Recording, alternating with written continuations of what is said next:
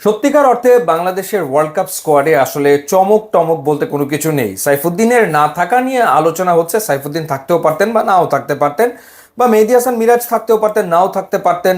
এটা আসলে সবাই আসলে ধরেই নিয়েছিল। সুতরাং চমক যে ব্যাপারটা সেটা আসলে স্কোয়াডে নেই। প্রথম কথা হলো এটা। এবং আমাদের যে নির্বাচক প্যানেল অর্থাৎ গাজী আশরাফ লিপু, আব্দুর রাজ্জাক এবং হান্নান সরকার, তারা আসলে নিরাপদ পথে হেঁটেছেন, তারা আসলে সেফ সাইডে থেকেছেন।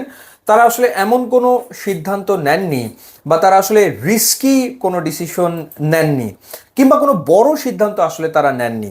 যেমন লিটন কুমার দাস, তিনি আসলে সত্যিকার অর্থে আউট অফ ফর্ম ক্রিকেটার, কিন্তু তাকে রাখা হয়েছে।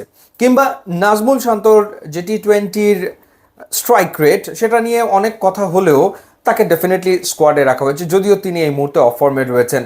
যদি এমন হতো যে লিটন দাসকে স্কোয়াডে রাখা হয়নি কিংবা নাজমুল শান্তকে স্কোয়াডে রাখা হয়নি, তাহলে সেটা একটা বড় সিদ্ধান্ত হতো এবং সেই সিদ্ধান্তকে আমরা চমক হিসেবে বিবেচনা করলেও করতে পারতাম, কিন্তু তেমনটা আসলে হয়নি।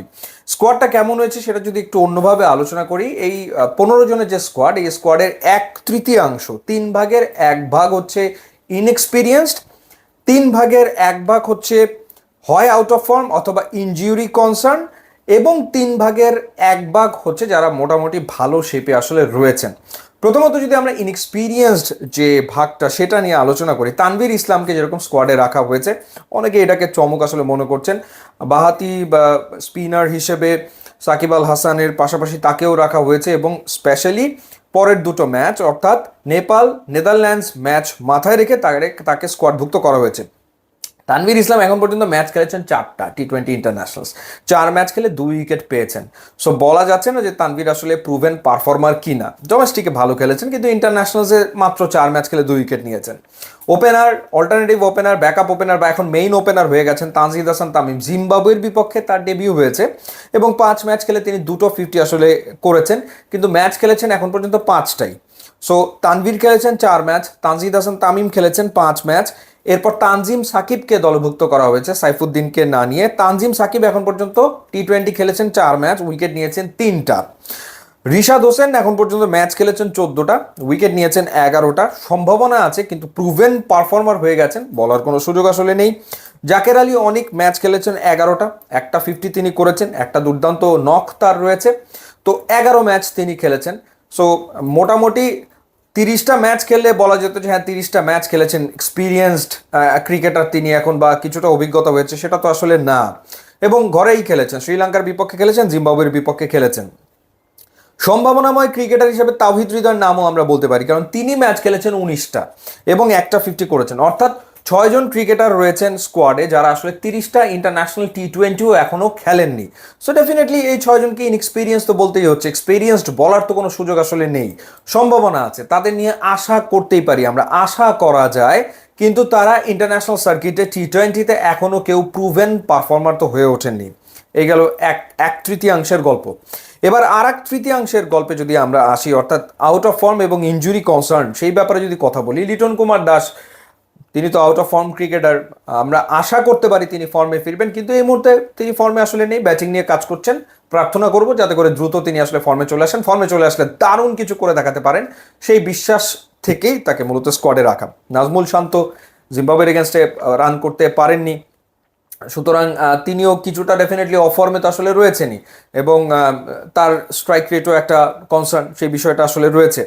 তাসকিন আহমেদকে স্কোয়াডে রাখা হয়েছে, তিনি ইনজুরিতে রয়েছেন। সো তিনি আসলে খেললেও ধারণা করা হচ্ছে যে নেদারল্যান্ডস এবং নেপালের বিপক্ষে ওই দুটো ম্যাচে খেলতে পারবেন, তার আগে তিনি ফিট হবেন। এর আগে আমেরিকার বিপক্ষে 3 ম্যাচের টি-20 সিরিজে তো তিনি খেলছেনই না, এবং প্রথম 2 ম্যাচ শ্রীলঙ্কা এবং সাউথ আফ্রিকার বিপক্ষে তিনি খেলতে পারবেন বলে মনে করা হচ্ছে না। সৌম্য সরকার ইনজুরি থেকে মাত্র তিনি সেরে উঠে জিম্বাবুয়ের বিপক্ষে একটা ম্যাচ খেলেছেন। সো একটা ম্যাচ খেলেছেন, তার মানে আসলে তার ইনজুরি আবার ফিরে আসে কিনা, বা তার ফিটনেস 100% ঠিকঠাক আছে কিনা, সেটাও তো আসলে বলা যাচ্ছে না। ব্যাপারটা এই। সাকিব আল হাসান চোখের সমস্যায় তিনি আক্রান্ত রয়েছেন। বোলিংয়ে কোনো রকমের কোনো প্রবলেম হচ্ছে না, বোলিং তিনি দুর্দান্ত করে চলেছেন, সুপার বোলিং করে চলেছেন, কিন্তু ব্যাটিংয়ের ক্ষেত্রে ডেফিনেটলি সাকিবের কাছ থেকে যে পারফরমেন্স এক্সপেক্টেড, সেটা তিনি আসলে তার চোখের সমস্যার কারণে ডেলিভার করতে পারবেন কি না, প্রশ্নটা ডেফিনেটলি সেখানে আছে, সেই প্রশ্নটা থেকেই যাচ্ছে। সো সেই হিসাবে এই পাঁচজন তাদের ইনজুরি অথবা আউট অফ ফর্ম সেটা একটা কনসার্ন। সো হিসাব করলে 1/3 মতো হয়। এছাড়া রয়েছেন মাহমুদুল্লাহ রিয়াদ কিংবা মুস্তাফিজুর রহমান, শরীফুল ইসলাম এবং শেখ মাহাদি। শেখ মাহাদিকে নিয়েও প্রশ্ন থাকতে পারে, কিন্তু শেখ মাহাদি আসলে পারফর্ম করে যান, মানে একটা মোটামুটি স্ট্যান্ডার্ডের পারফরমেন্স আপনি শেখ মাহাদির কাছ থেকে বোলিংয়ে অন্তত পক্ষে পাওয়া যায়, স্ট্যাট অন্তত পক্ষে সেই কথাটা বলে। তো ওভারঅল এইরকম একটা squad. So 1/3 inexperienced, 1/3 either out of form অথবা ইঞ্জুরির বিষয় আছে, এবং 1/3 সেটেল, এরকম একটা স্কোয়াড ঘোষণা করা হয়েছে টি-20 ওয়ার্ল্ড কাপের জন্য। তো সেই জায়গাটাতে আসলে বলা যায় এটা একটা আশার স্কোয়াড যে ভালো খেলবে। আমাদের যে ইয়াং ক্রিকেটাররা রয়েছে, যাদের এখনো অভিজ্ঞতা আসলে হয়নি, তারা বিশ্ব মঞ্চে গিয়ে ভালো খেলবে, সেটা আমরা প্রত্যাশা করছি। আমাদের প্রত্যাশা তেমনটা।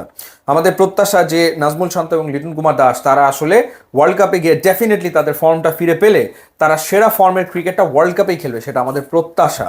এবং যারা ইনজুরিতে রয়েছেন তারা ইনজুরি মুক্ত হয়ে যাবেন সময় মতো, এবং যারা স্যাটেল আছেন তারা ভালো পারফর্ম করবেন। সো এটাই আসলে আমাদের প্রত্যাশা। তো ডেফিনেটলি আমরা আমাদের দল নিয়ে প্রত্যাশা করব, খুব স্বাভাবিক, এবং এটা আমাদের ওয়ার্ল্ড কাপ স্কোয়াড। সো এই স্কোয়াডই মাঠে নামবে বাংলাদেশের প্রতিনিধিত্ব করতে। সবার জন্য ডেফিনেটলি শুভকামনা থাকলো। কঠিন একটা টাস্ক এবারে টি-20 ওয়ার্ল্ড কাপে বাংলাদেশে ভালো করাটা, যেখানে ক্যাপ্টেন নিজেই বলেছেন যে খুব বেশি প্রত্যাশা না করতে। তারপরেও আমরা আশা করবো, এবং দলের প্রত্যেকের জন্য আমাদের পক্ষ থেকে অনেক অনেক অনেক শুভকামনা থাকলো, তারা যেন মাঠে নেমে দুর্দান্ত ক্রিকেট খেলতে পারে, সেই প্রত্যাশাতেই আসলে আমরা রয়েছি।